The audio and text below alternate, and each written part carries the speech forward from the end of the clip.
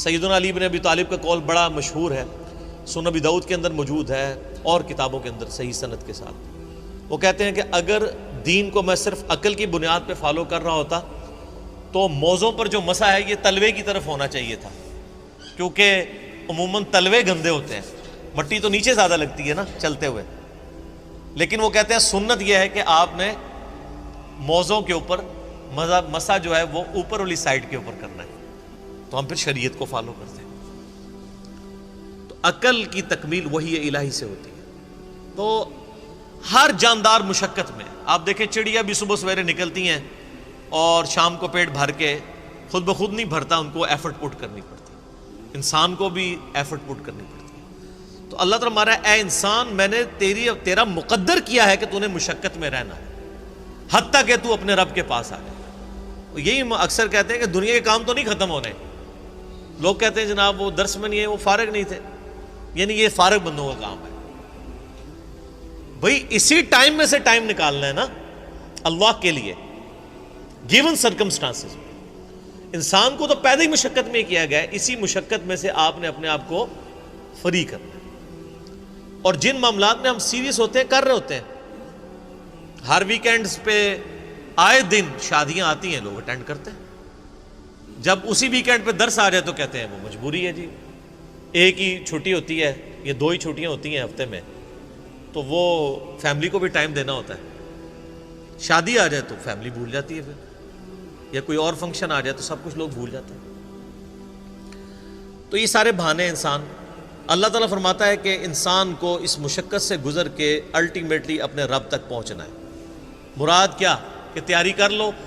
اسی مشقت کے اندر رہتے ہوئے تمہیں اپنے رب کے لیے وقت نکال کے خدا کی اطاعت اختیار کرنی ہوگی۔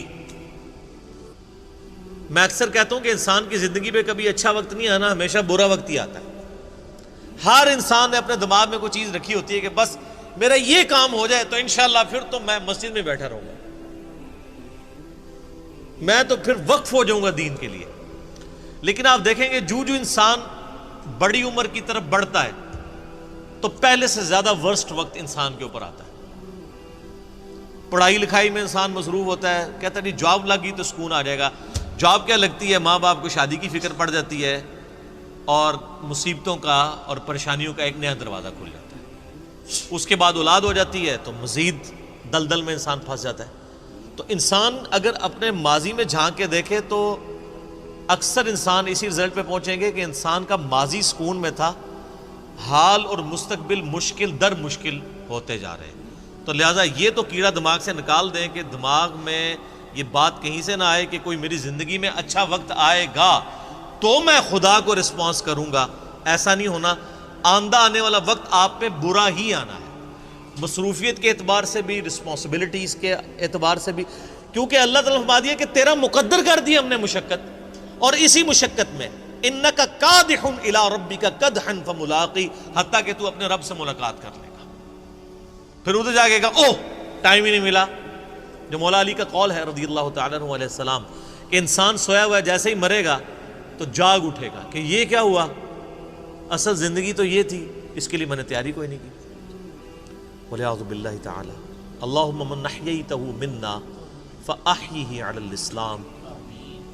ومن توفیتہ منا فتوفہ علی الایمان۔ صحیح بخاری اور مسلم میں آتا ہے کہ ایون نبی علیہ السلام اگر نماز کے دوران بھی قرآن کی تلاوت کر رہے ہوتے تھے اور اللہ تعالیٰ کے عذاب سے ریلیٹڈ آیات آ جاتی تھی رکت پیدا کرنے والی، تو نماز میں ہی اللہ کی طرف متوجہ ہو کر دعائیں شروع کر دیتے تھے۔ تو میں اسی سنت میں عمل کرتے ہوئے درس کے دوران بھی جب اس طرح کی رکت انگیز، اور یہ پارہ نمبر 30 تو سارے کے سارے ہی آپ دیکھ لیں کہ فکر آخرت ہے، انذار بالآخرہ ہے، آخرت کی جواب دہی کا اس میں ڈر سنایا گیا۔ تو تیری مشقت یہ ہے کہ تو زندگی میں مشقت کرتا رہے گا یہاں تک کہ اپنے رب کو آ کے ملے گا، لیکن یہ یاد رکھنا ہے کہ یہ مشقت کے بعد رزلٹ کیا نکلنا ہے۔ اگر اسی مشقت کے ساتھ ساتھ رب کو رسپانس کیا ہوا تو کچھ اور رزلٹ نکلے گا قیامت والے دن، اور اگر خدا کی نافرمانی کی، یہ بہانہ بنا کے کہ جی رزق حلال کمانا بھی تو عبادت ہے، اس عبادت کی وجہ سے باقی سارے فرائض چھوڑ دیے، تو چمڑی تو اتر جانی ہے۔ اللہ نے تو ٹوٹل پیکج لینا ہے نا آپ سے، یہ تو نہیں ہے کہ انسان جو ہے وہ رزق حلال کی تلاش کے اندر اللہ تعالیٰ کے حکم عدولی کر دے باقی معاملات کی، ایسا نہیں ہے، ہر معاملے میں اللہ تعالیٰ کو رسپانس کرنا ہے۔